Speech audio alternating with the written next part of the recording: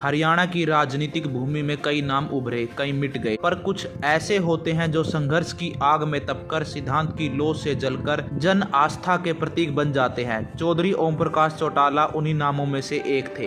एक ऐसा राजनेता जिन्होंने राजनीति को न सत्ता का साधन बनाया, न चुप्पी का मोहरा, बल्कि संघर्ष, विचार और सेवा की जीवंत मिसाल बनाई। चौधरी ओम प्रकाश चौटाला का जन्म हरियाणा की किसान पृष्ठभूमि में हुआ, लेकिन उनका राजनीतिक संस्कार उनके पिता जननायक चौधरी देवीलाल से मिला।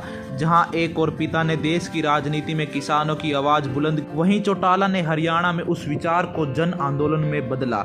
वर्षों की राजनीतिक तपस्या के बाद चौटाला 5 बार हरियाणा के मुख्यमंत्री बने। यह आंकड़ा न केवल उनके जनाधार की गवाही देता है, बल्कि उनके संगठन कौशल, जमीनी पकड़ और प्रशासनिक अनुभवों का प्रमाण भी है। उन्होंने 1989, 1990, 91, 99 और 2000 में मुख्यमंत्री पद की बागडोर संभाली और हर बार जनता से सीधा संवाद स्थापित करा, खुद को एक जननायक पुत्र के रूप में साबित किया। चौधरी ओम प्रकाश चौटाला की राजनीति की सबसे बड़ी विशेषता थी स्वतंत्रता और आत्मनिर्भरता की सोच। ना तो वे कभी कांग्रेस की छत्र छाया में खड़े हुए, न ही भाजपा की आंधियों में बहे।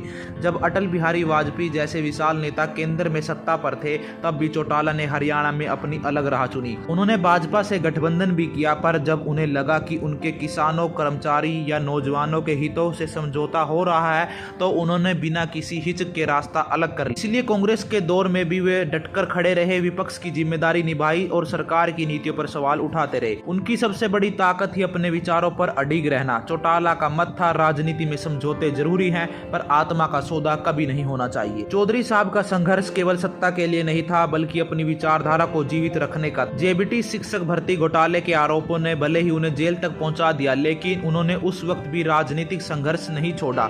वे जेल से बाहर आए और फिर अपने संगठन को नए रूप से खड़ा किया। आज जब राजनीतिक मंचों पर चुप्पी, पलटबाजी और मौका परस्ती आम हो गई है, चौटाला जैसे नेता की स्पष्टवादिता एक मिसाल बनती है। वे कहते थे, मैं गिर सकता हूं पर झुकूंगा नहीं, मेरी लड़ाई सत्ता से नहीं, अन्याय के खिलाफ है। इंडियन नेशनल लोकदल उनके लिए केवल एक पार्टी नहीं, एक परिवार था। हर कार्यकर्ता उनके लिए बेटा, हर गाँव उनका अपना घर। उन्होंने किसानों के लिए आंदोलन किए, युवाओं के लिए शिक्षा और रोजगार योजनाएं शुरू की।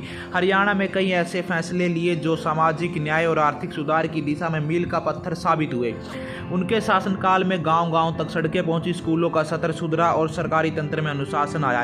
यही वजह है कि आज भी जब हरियाणा के खेतों में कोई किसान अपने अधिकार की बात करता तो चौटाला की छवि उसके मन में उभरती है। आज चौधरी ओम प्रकाश चौटाला हमारे बीच नहीं है। यह सच्चाई हरियाणा की आत्मा को झकझोर देती है, लेकिन उनकी विचारधारा, उनका संघर्ष और उनका जीवन दर्शन आज भी हरियाणा की मिट्टी में जीवित है।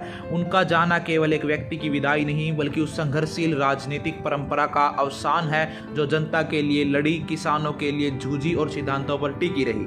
चौटाला अब नहीं रहे, पर वो विचार बनकर इस भूमि में धड़कते रहेंगे, क्योंकि विचार मरते नहीं, वो इतिहास बन जाते हैं।